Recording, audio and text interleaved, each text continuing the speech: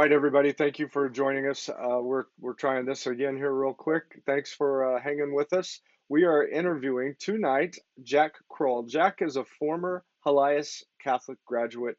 He was an outstanding student athlete. He took that on to Bradley University, where he competed there. Had a great summer. Excited to talk to him about all of that. You can see here that he was our Sports Locker magazine student athlete of the issue for Coca-Cola, and also his sharp uniform with Bradley there. Jack was in our 2020 issue of March, April for Sports Locker magazine. So that's been a while ago, but we're going to hopefully catch up with him and hear lots of things that have been going on and what's next. All right, Jack, thanks for being here tonight. Thank you as well for the invite. Just really hoping this works All from right, my it'll side work. at least. It'll be good. It'll be good. All right. So, hey, why don't you tell us a little bit about that interview back in March of 2020, and what was that like? Photo shoot, all those things. I remember being pretty surprised that I got selected for the interview.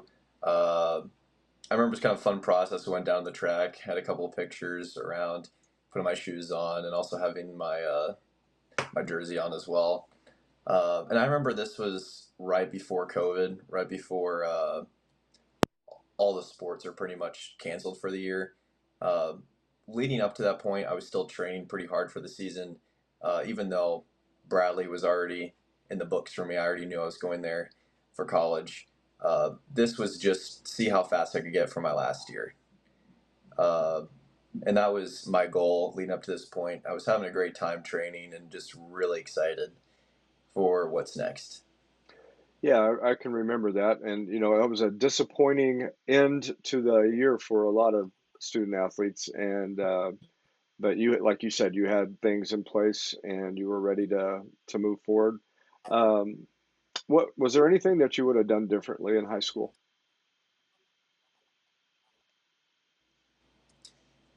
It's kind of funny. A lot of people ask me the same thing.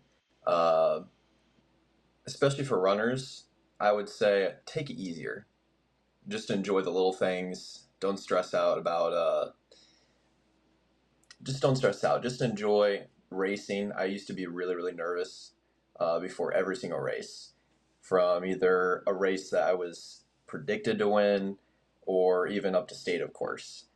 But what it came down to was just learning to take a step back and ask myself, why am I racing? Do I enjoy this? And I think that really helped me enjoy the sport way more because it is all mental at the end of the day. And for me, it made this past year go by so fast because every single opportunity felt like it was just a fun day to be out there. Hmm. Yeah, that's good. Well, talk about your decision to go to Bradley. How did you end up there?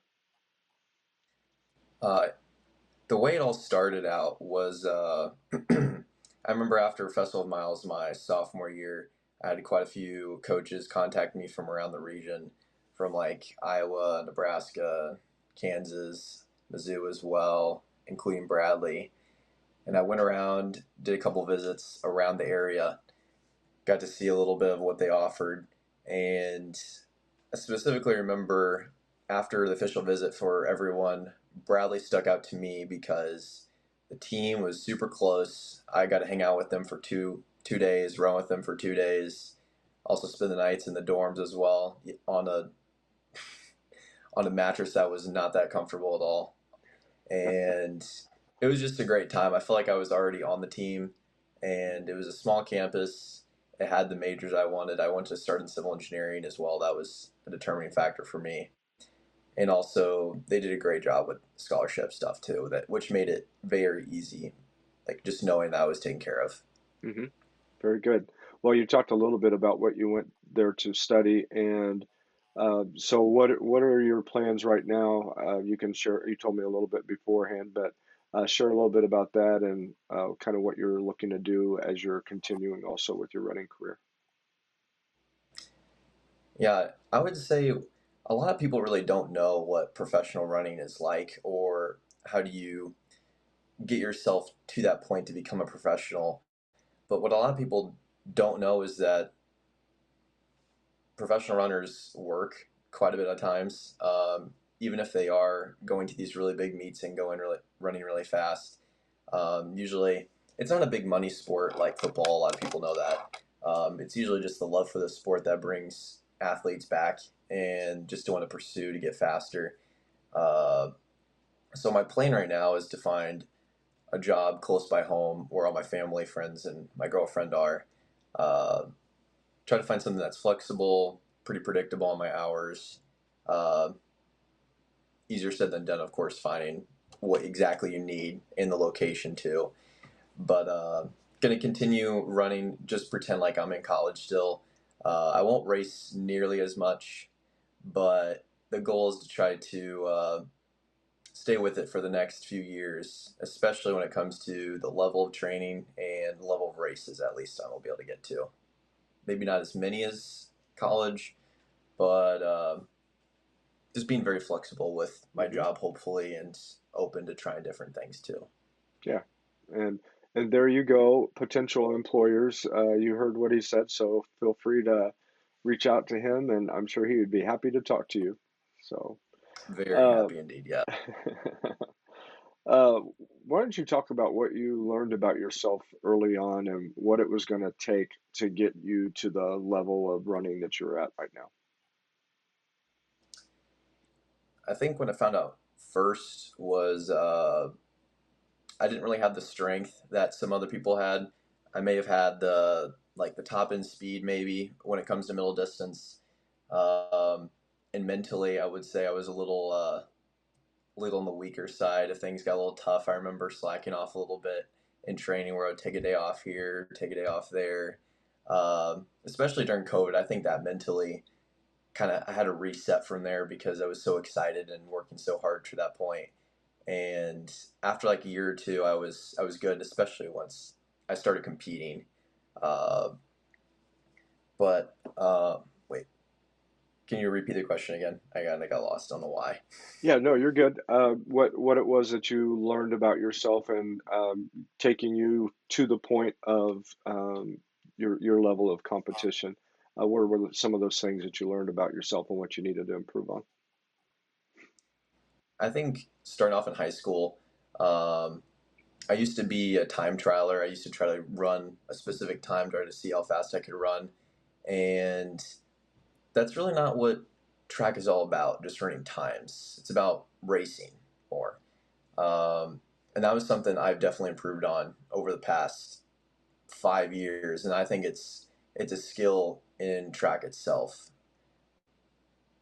and just knowing how to navigate each race and what to expect, especially when you get to your championship races where time doesn't matter at all. It all comes down to place, and I know a lot of people know that, but knowing how to not just manage stress, but be able to analyze the situation in the middle of the race, how you feel, how fast the pace is going, um, and kind of onto that, uh, just embracing the moment, not being too nervous.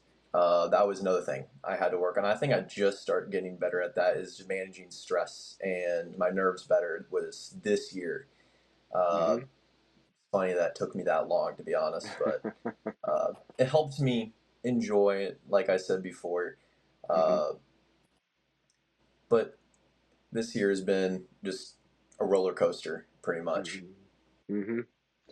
It's you were talking a little bit before we started the program. You were talking about the strategies of different races. We can get into that here in a little bit, but it's not just getting out there and running. There's a strategy behind it, and you had to adjust your strategy even during the race. Isn't that right? Yes, you got to be very flexible, no Yeah, matter what point you're in. yeah. So, why don't you talk a little bit about, I mean, obviously you had COVID, but why don't you talk about some of the highlights from your high school career? Hmm, that's a tough one. I'd probably say going back to my sophomore year, I think that was my big blow up moment, especially because I remember my team in particular did a great a great job. Everyone got to state pretty much, and everyone did their job. Everyone, I think, got at least all state, I'm pretty sure. And I remember having 4 events that weekend. I think I had 4x8, 1600, 800, and 4x4. And I remember our sectional at the time as well was really, really tough. So if you can make it through the sectional, you're pretty much racing the same guys again at sectional from sectionals. And I remember getting like third twice and getting fourth in the relays. And it was such a fun, like 2 days, especially with everyone's doing well. People are breaking records like left and right. And it was just a positive environment, especially being like right down the road from home, which is super nice since it's in Jefferson City for state, which I really like. Yeah, that's great. So how different was it going from Helias to Bradley and just a level of competition? Miles different. Miles different. I remember my first cross country race was a big slap in the face to me, specifically because you add another 2 miles to race, which doesn't sound like that much Oh, because, it sounds a lot to me. uh, like theoretically, it doesn't sound like that much. But I remember, like for a 5K, I think you can manage through it pretty well if you don't have a lot of strength. And of course, this isn't just going to cross country too. This also goes into the 1500, 800, all the track races. I honestly think it just helps. It helped out me especially because I had people to race with every single race, and it just really kept you on your toes no matter who you're racing because anyone's going to be good at these races. Um, it really taught me to be patient, especially earlier on in my career. Um, I was, especially when I got there, um, my team, I would say, was pretty good. Uh, I kind of learned quite a bit from them, and a lot of the older guys are really good at the 5K and longer distances. Hmm. And I kind of looked up to them a fair amount, and they kind of told me what I needed to do, and just consistency was the most important thing for me, and Hmm. staying healthy, which took me a couple years to figure that out, I would say. So you talked about your teammates. How did they inspire you to be better? I think just embracing me as, even though I was younger than them, just pretty much like we're a family in a way. Since we woke up every single day, trained together every single day, and more than that, just hung out all the time, talked about life, helped me with homework occasionally, give me advice for what they did when they were younger at their age and what they would do different. Uh, it was just a really positive environment across the board. And since we had such a big distance team, it made it more of a family, I would say. Even though there were, I think, 8 or 7 guys in my class in particular, just 800 runners and above. And for Hmm. a lot of teams, that's huge, and Hmm. that could be the whole distance team. But when it came to like everyone all together, I think we had around 20-ish guys, maybe a little more, Hmm. just specifically distance. And since we all did the same thing, we we got along great, and we could relate to each other very well. Yeah, very good. All right. Well, we talked about teammates. We'll talk about coaches in the next segment. We'll start with that. Thank you guys for watching. On here with Jack Crull, and we're going to hear about some of his really cool stuff that happened this past summer and find out a little bit more of what's ahead. But well, let's take a quick sponsor break, and we'll be back in just a moment. Doing a great job, Jack, and thanks for hanging in there. We'll be right back. Has been connecting employees with employers since 1977. Recently, CNS rebranded to CNS Employment Solutions to more clearly define their mission of serving the needs of applicants, employees, and businesses while remaining current and evolving with the changes in the workforce. One important thing has not changed. CNS Employment Solutions partners with a wide variety of employers, placing employees in jobs that match their skills and needs. Say yes to CNS. All right, Paula Benny and her team at CNS Employment Solutions, they do an outstanding job helping people that need jobs find them and helping employers to locate those candidates to fill those jobs. Again, they've been around a long time and they are very successful and pretty amazing at what they do. They also are very involved in the community, and as a matter of fact, on September 27th, that's a Saturday, the past 7 years, they have been instrumental in bringing different Christian artists to Jefferson City. And this year's artist is Big Daddy Weave. So you don't want to miss that. Go to redemptioninsidethewalls.com. You can get more information there. All right, we have another sponsor, and it is our sponsor for Coach of the Issue, and that is Big Whiskies. And this coach is Coach Kent Bax of Blair Oaks Golf. And we appreciate Big Whiskies giving a shout out to our coaches and just showing them great support because our coaches, and Jack's going to talk about this in a moment, they play an integral part in helping student athletes to get better at what they do, the training, balancing their education, all the different things that are involved. But they spend a lot of time away from their families and just kind of putting everything out there for the student athletes. So we appreciate Big Whiskies for giving a shout out to our coaches. All right, we're going to get back with Jack for the second half of our interview. All right, Jack, I know you've had some good coaches. Why don't you talk about high school and college and how they help to make you better? That's a very loaded question because I'll start off with high school, but going into college a little bit, I actually had coaching change about halfway through, and I'll get onto that. Okay. And that's a load of question in itself. But starting off with high school, Coach Brad Hake, he was a great guy. He motivated us every day. He wasn't like the biggest track guy by any means, but he was very flexible in how he allowed us to train. We did very similar things every single day, but we were stuck to low mileage, which was pretty nice, which I think helped keep me healthy throughout my career in high school in particular. And since it's so long ago, it's honestly kind of hard to remember. But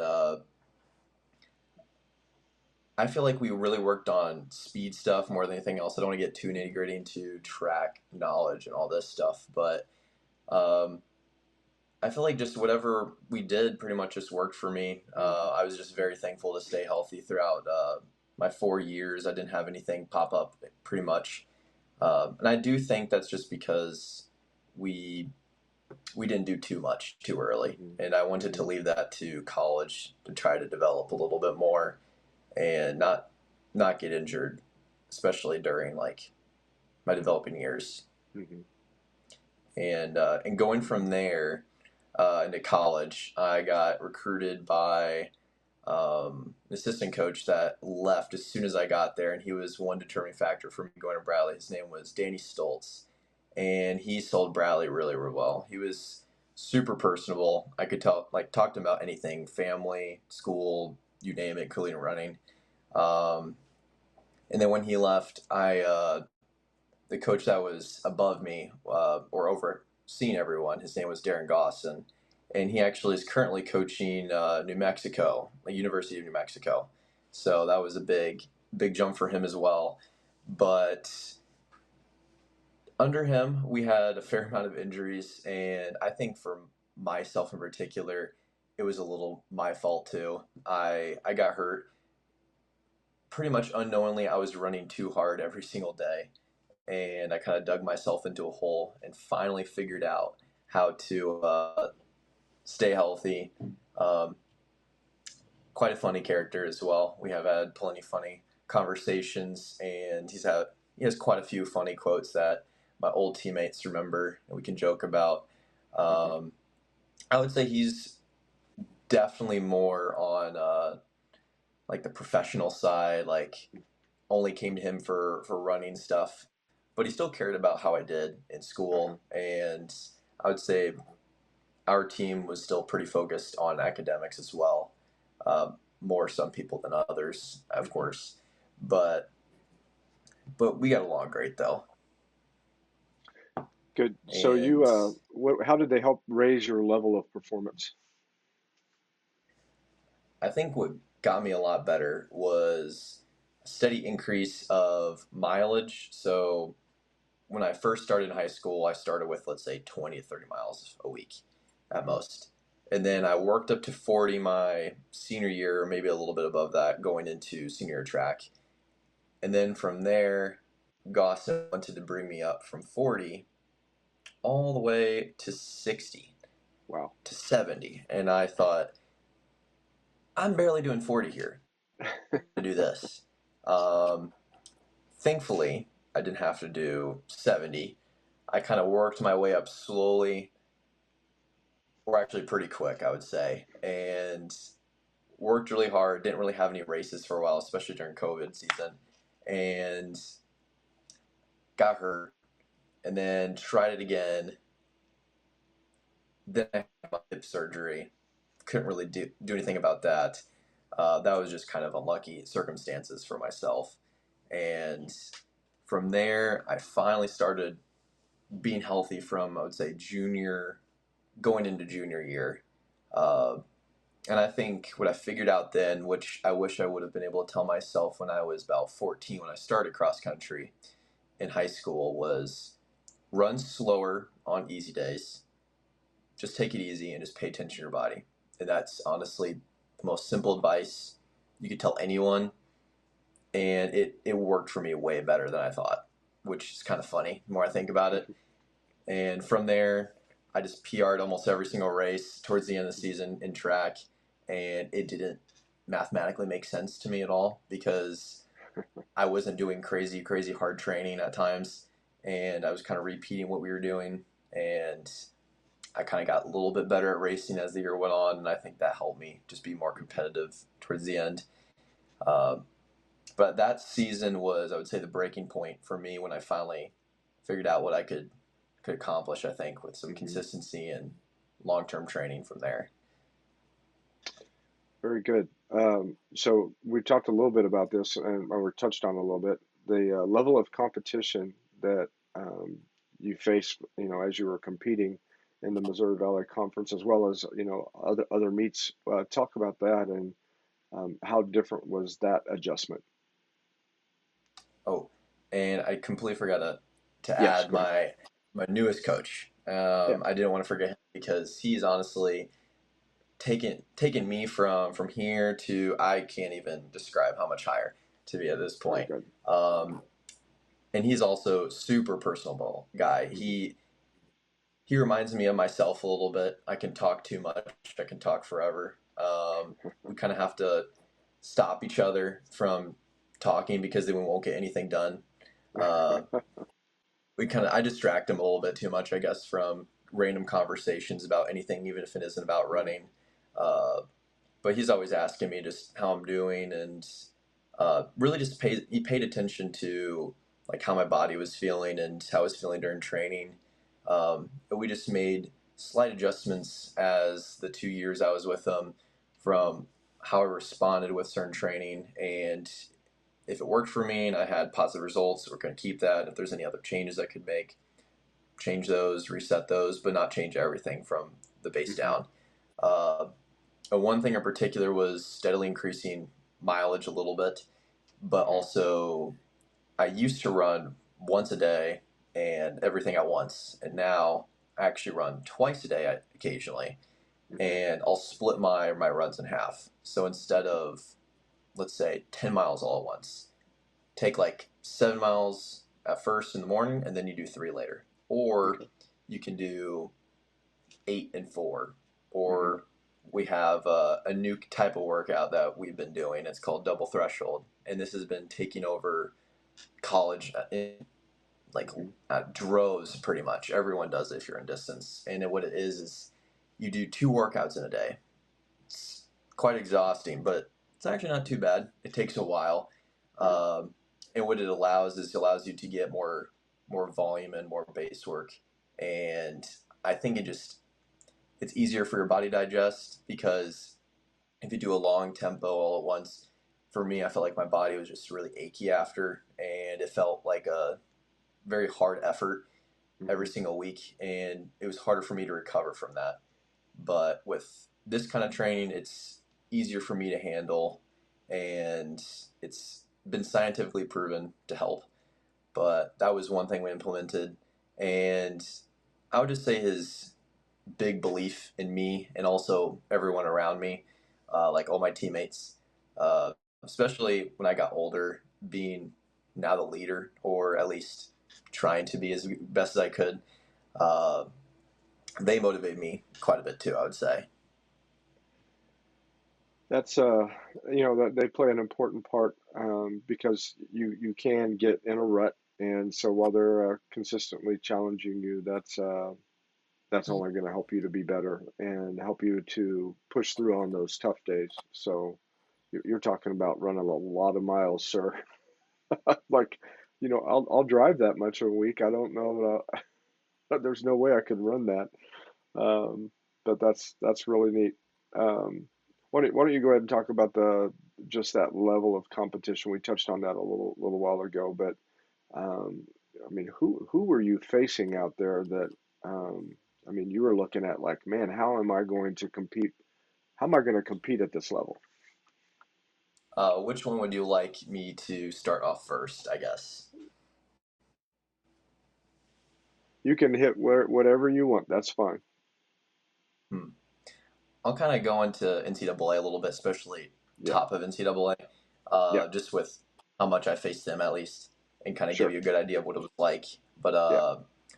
so starting off when I started in college, I remember looking to the top and just seeing how fast they were. It just didn't make sense. But then I wanted to be there really, really bad, and I was willing to do anything for training just to get to that point. I didn't care if I had to run 100 miles a week or do this, but I know that doesn't work for everybody, or if that works in general. Uh, but I was just really open for anything, and when I finally got to experience some of these really, really competitive races for people that are maybe winning NCAAs, especially when you get to regionals and some of these faster races as well, uh, you're pretty much running against professionals in a way. Uh, for example, Ethan Strand, gotta call him out. He almost won the USA trials in the 1500, and he got second NCAA. Like, Mm, he almost won USA's, but he got second in NCAA. Like, what's going on yeah. here? And yes, it was a strategic race. It was slower, so anyone could kind of win if they were in right positioning. But the level of competition in NCAA is just absolutely nuts right now, Mm. and everyone is improving at a rapid rate. From the recruits that are coming in to the training that we're being offered, also the technology of shoes, and it's all just compounded into just a surge of just improvement over everybody, I would say. So, you know, why don't we go ahead and go into this part, the NCAA championships. Why don't you talk a little bit about that and kind of what took place up until the final, and then talk about the final. Okay, getting to that final was a conversation itself. Um, I want to bring this up because even I had doubts about making the final, and it makes it more entertaining. Um, so getting to that prelim, I looked up every person, thought of their strengths, their weaknesses, how could I beat them, or the people that I realistically could not beat, and the people that are guaranteed to make the final. For example, Nathan Green is one guy I race. If you look him up, very good, consistently good. He's made the final out of I don't know how many years in a row, maybe four. So that's a guaranteed person. And then I get to, okay, this person's really good at kicking, has a really fast last close, and the people that can run really fast. And I looked at all, I'm like, I don't really see a way I can make the final unless they absolutely mess this up, and or if I have an insane day where I'm at a good position, but at the same time, I haven't proven that I can run. I can close crazy, crazy fast compared to some of these other guys. I've Hmm. never been in this scenario, so it was all just uncharted territory. And I'll tell you what my coach said after. It's hilarious. But honestly, I understand it. Uh, so after, so coming down the home stretch, or well, actually, I'll back up a little bit in the prelim. So I remember we start off, I get in a good position. I'm up front a little bit, right behind leader, and that's Nathan Green. That's exactly what I want to be behind because I can trust that he can make it through. Stays slow the whole time. I'm feeling great still. Um, and it makes me smile just thinking about it because I remember 2 laps to go. I was in first at this point, and usually by this point, the pace starts picking up a little bit, at least, or a fair amount. And I knew the longer time went on, the higher of a chance I had to make it to the final, especially just staying at that pedestrian pace of running like we're jogging pretty much out there. We weren't even running 10K pace for some of these guys. We were just out there having a great time, just jogging around the circle, just chatting. I'm not kidding, we weren't chatting. But I just remember thinking, the longer I have, I'll be good. And I got to around 400 to go, and I was right behind Nathan Green at this point. We're starting to go. I knew I felt good. I just couldn't tell how good I felt and how fast we were moving. And we started picking up on the down stretch, on the back stretch. I remember staying with them, about 200 to go. I'm like, we're flying. I've never moved this fast before, but I can't tell what pace we're going at this point. Mm-hmm. Then we get 200 to go, and I'm like, I see some people come on the outside a little bit. I'm on the inside, stuck. But then I see this gap open around 150 to go, and I just thought, I got to take it now. I'm going to go for it. And I just remember start sprinting as fast as I could at that point.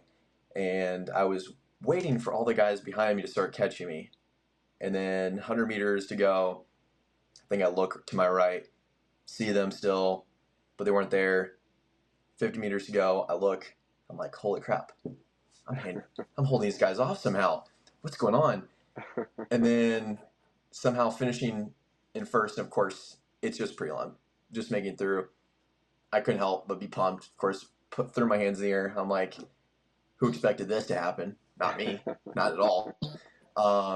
And to go based off of that, my coach said, I had no faith in you making that final. I couldn't see a way. And I'm like, my assistant coach said, how dare you say that? And I said, I'm gonna defend him. I didn't think I'd make it, honestly, either. But Yeah. I'm just having a great time right now. That's awesome. That's great. But Now, tell everybody a little bit, you said, you couldn't see anybody coming. So tell them about that because you're probably actually are you looking at the board to see where people are? So on the back stretch, you can see the board. And that's actually one cool part about being at the Oregon track, Mm-hmm. or I should say Hayward Field. When you're on the back stretch, they have the biggest screen you could ever imagine. You thought football was big? You Uh-huh. got to see that. It is state of the art, huge. You can see your face in full fidelity. It's just right there, and see every move very easily. And sometimes, if you look up at the board, it's kind of cool. You're like, "Oh, that's me. Look at me go!" And but on the home stretch, though, all you can do is just look at your shoulder and Yeah. hopefully you had them. But I just remember every time I looked, I was like, "No way, no way, they're coming still, no way." Yeah. And then 20 meters ago, I'm like, this is a dream. This is not real. This is. And then I found out how fast I closed, and I'm like, where did this come from? Yeah. I don't know how that happened. Yeah. Can you talk about, I mean, if you remember, do you remember pace wise? I mean, what were the actual splits on each quarter? Do you have an idea about where those were until that last one? I'm trying to remember. So the race we won in 350. I was pretty much like 352, like on the dot almost, which is slow for everybody in that race. Mm-hmm. And I think we came through the first 300 meters in 49 to 50, which Mm-hmm. is, if you ever compare the PRs of our race compared to what we ran, some people almost ran 20 seconds slower than their actual PR, like Mm-hmm. 20 seconds. That's a big deal. So if you think about it, that's a 150-meter difference in Mm-hmm. terms of when you'd be finishing.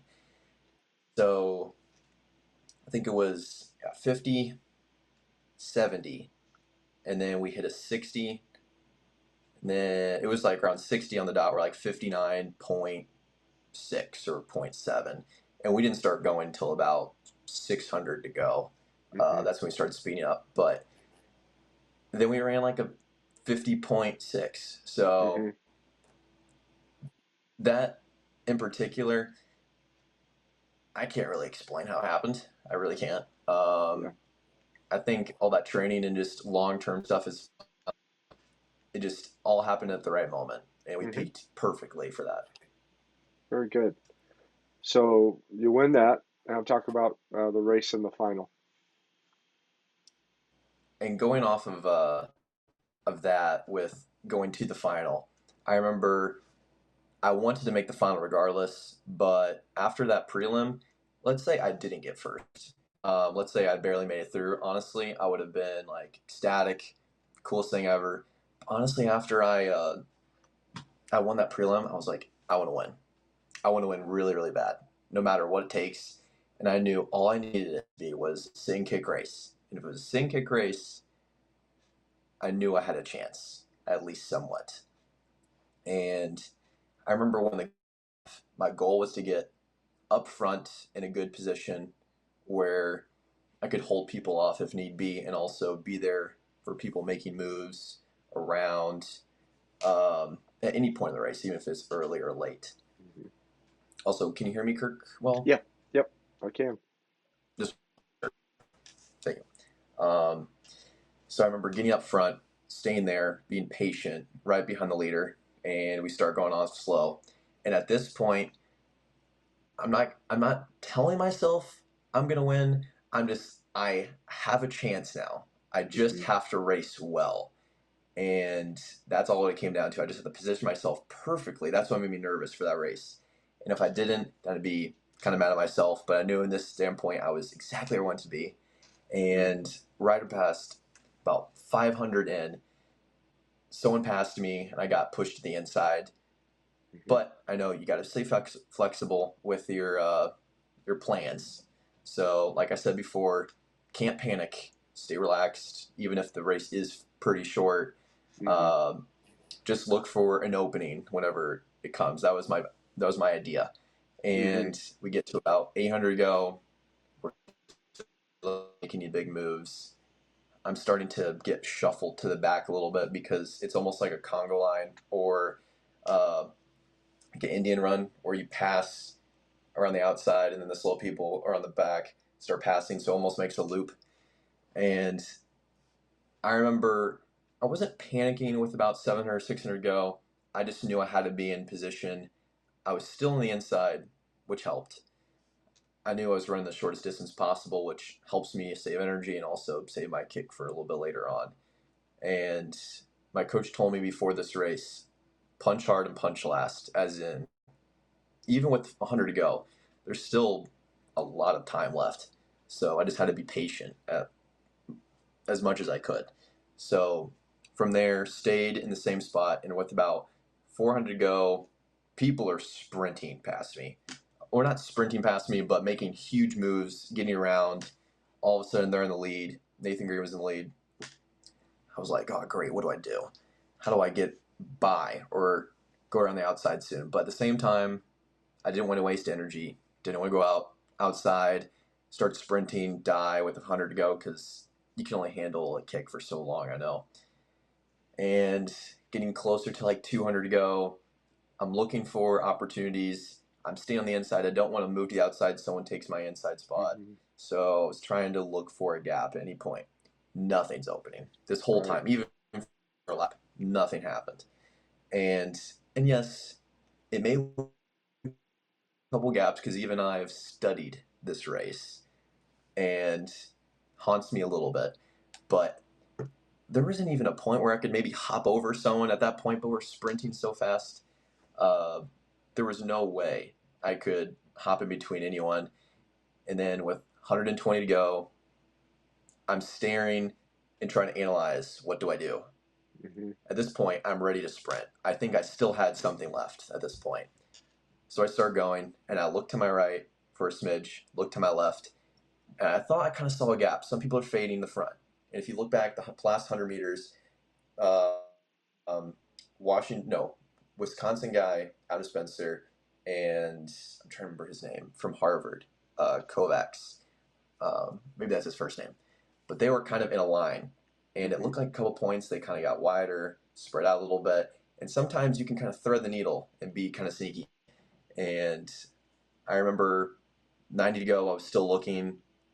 I feel like I still had a little bit left. And I see some people start making their way around me. That's when I started panicking. And I pretty much. Oh, okay. That was an Yep, alarm. you're there. Sorry about that. Yeah, you're good. You're good.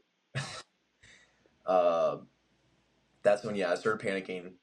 And then I just thought, I'm going to try to force a gap if there's any way possible. And if you look at the last 100 meters, there was not enough time, I knew, to go around the outside of Adam Spencer and try to work around. It wasn't going to happen at that point. So, and things are happening so quick, Yeah. So I started trying to pass. I thought I could maybe squeak in for maybe third on the inside. And I see this gap start opening up with like 40 to 50 to go. And I'm trying to haul butt as much as possible, trying to get there, gritting my teeth if you see on the camera and videos. And at the last second, it closes up with like 20 to go. And I'm pretty much right on top of them. And that was a weird spot. And then I kind of just ran into them. I kind of slowed down my momentum a smidge. And that's why, what's his name, passed me. But it was honestly the same place if you break it down. That didn't bother me too much. But yeah, definitely the craziest race that I've ever been in. Of course, a lot of people would say just watching in general, just everyone was there with 100 to go. Not a single straggler. Yes, it was slower. But usually some people get dropped at some point. And some gaps open up usually even late with 30 meters to go. But it was just a concrete wall just right across. And it was just a crazy, crazy moment for sure. Yeah. I saw that, when you were kind of making that surge, getting ready to go through, and then it shut you down.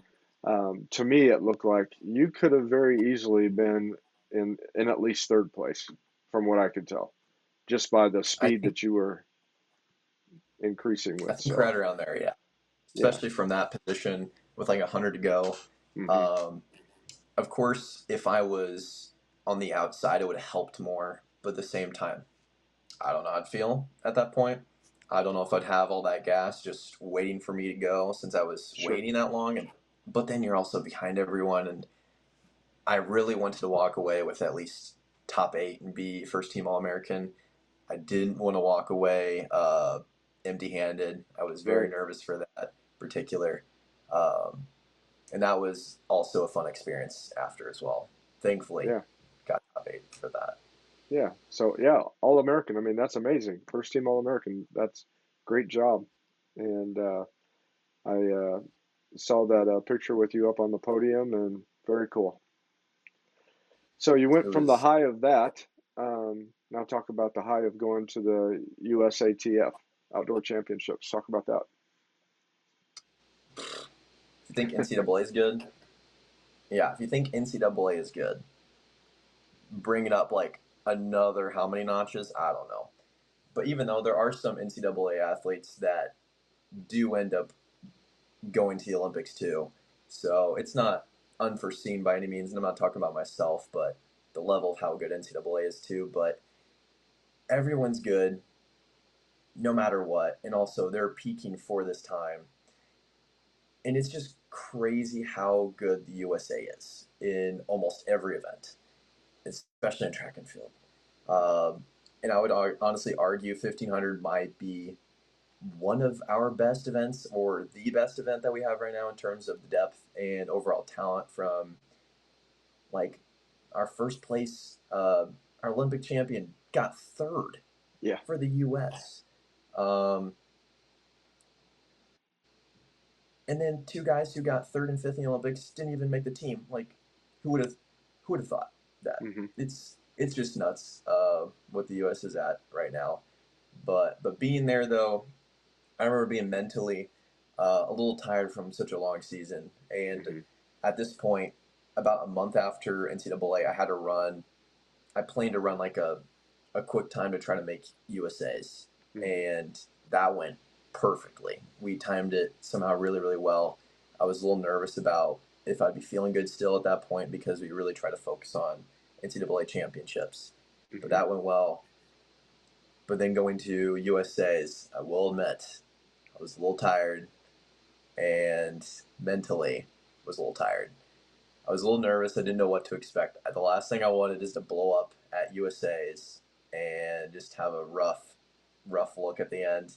Mm-hmm. Um, and I will say, starting with about 400 in, I thought we came through in about 57 or 56.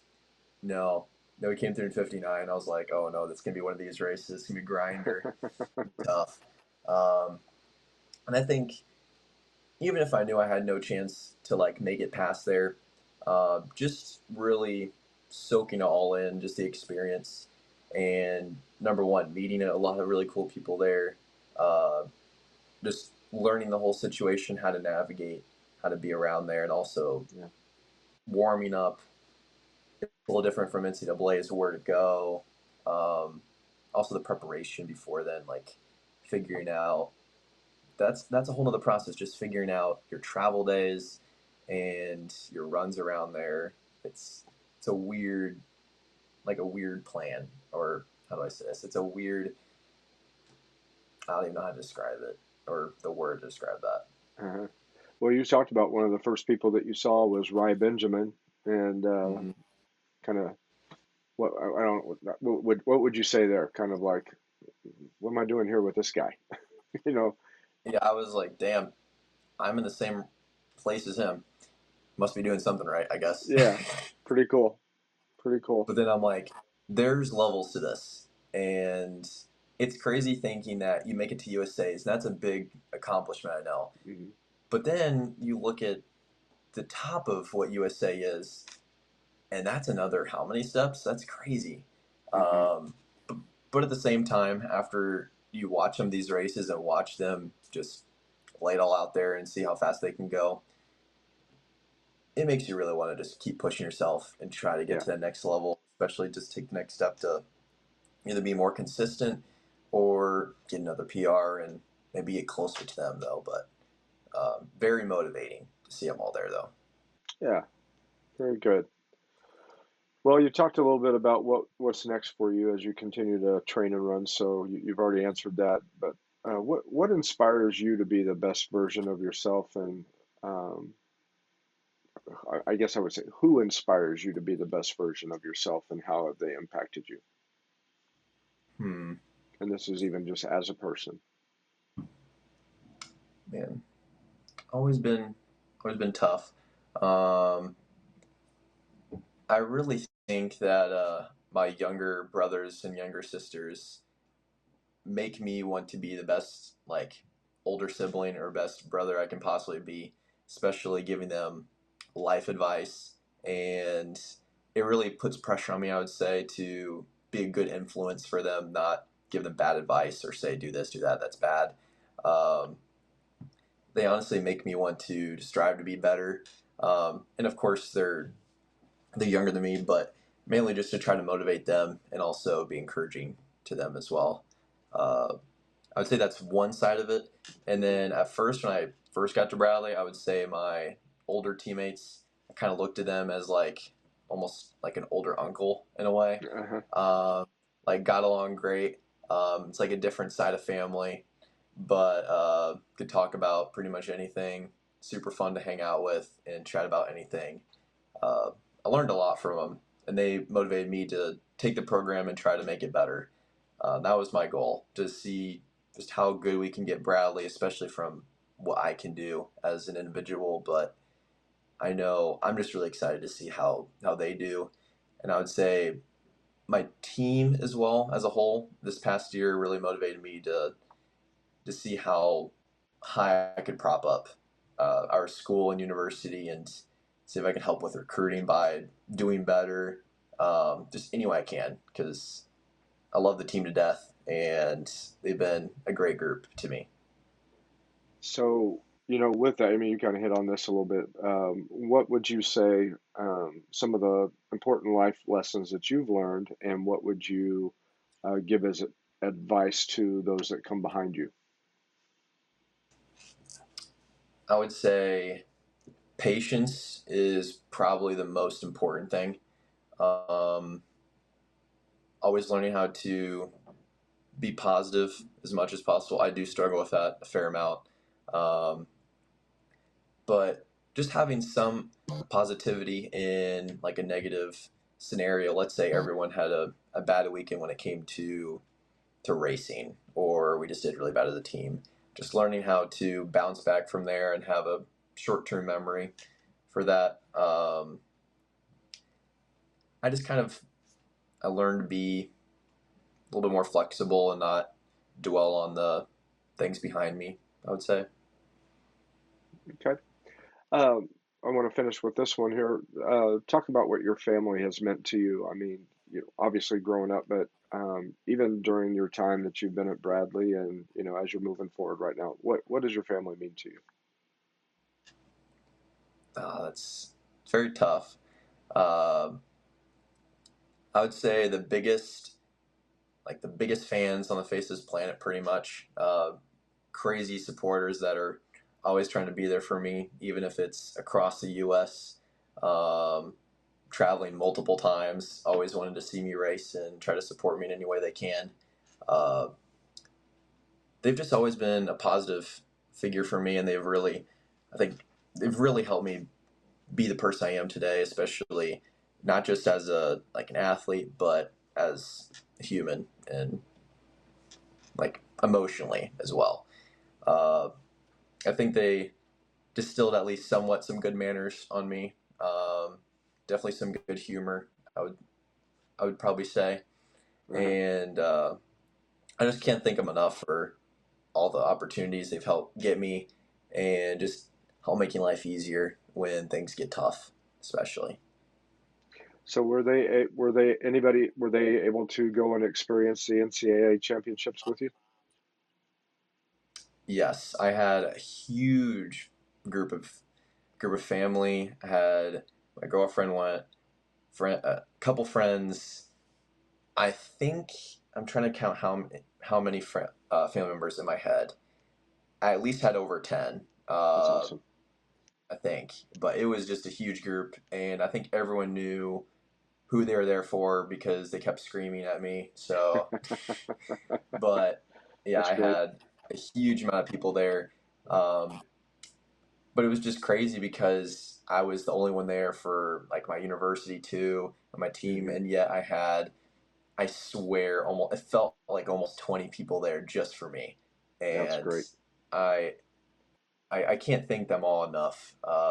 Just how much they've done, how much they've all sacrificed just to be there and put a smile on my face, even if things are tough.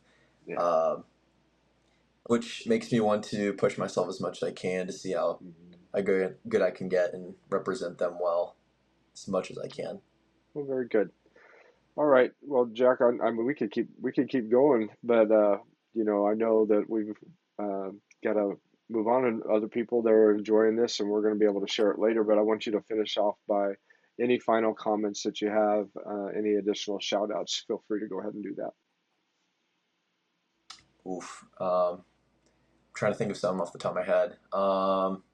If I had to shout out anyone, it would definitely be, of course, friends, family, girlfriend, everyone, including coaches, teammates. They've all been there for me. They've all helped me become the person I am today, and they've made this ride way more fun.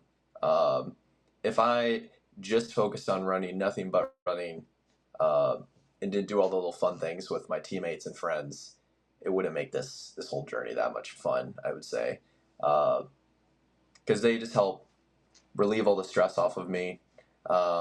And just been a wild ride this year, and the amount of congratulations I've got from everybody, it's unbelievable, honestly, especially from just around the community here where I Hmm. live in Jefferson Hmm. City. Uh, Very proud to be from here, and it's happy to be back home though. Yeah. Well, we're proud of you, and you did an outstanding job, and looking forward to seeing what you're going to be able to do on in the future. And thank you for rescheduling and being able to pop on the program tonight. And looking forward to hearing what's next for you. Um, if you will hold on, I'll visit with you just briefly right after the program, but I'm going to go ahead and close it out. But again, I want to thank you for being on here tonight. Oh no, thank you for bringing me on though. And you do a great job in all the interviews and all the articles and everything you do for, like, especially locally for all the schools around here. It's amazing. I think you're doing a great job, and Well, I want you to we know. appreciate that, and we get to meet outstanding student athletes like yourself, and then be able to do this, kind of a follow up after, several years, and hopefully we can do another follow up after you win the USA trials, sometime here in the near future. We'll just believe for that, okay? Cool though. I'll definitely I'll be trying my best. All right, very good. Well, thanks again, Jack, and I'll be with you right after I close out the program. Thanks again. All right, everybody, thank you so much for joining us tonight. And we had a great interview with Jack Crull, graduate of Helias Catholic High School, graduate of Bradley University, and he is an outstanding young man. Still has some goals in competing, and I know he's going to work very hard to be able to do that. So continue to watch out for him and pay attention to that name, because I believe that he's not done yet. So thank you guys so much for joining us tonight. I'm your host, Kirk DeMars. This has been One Nation, a Sports Locker Magazine Extra. God bless you, and we will see you next week.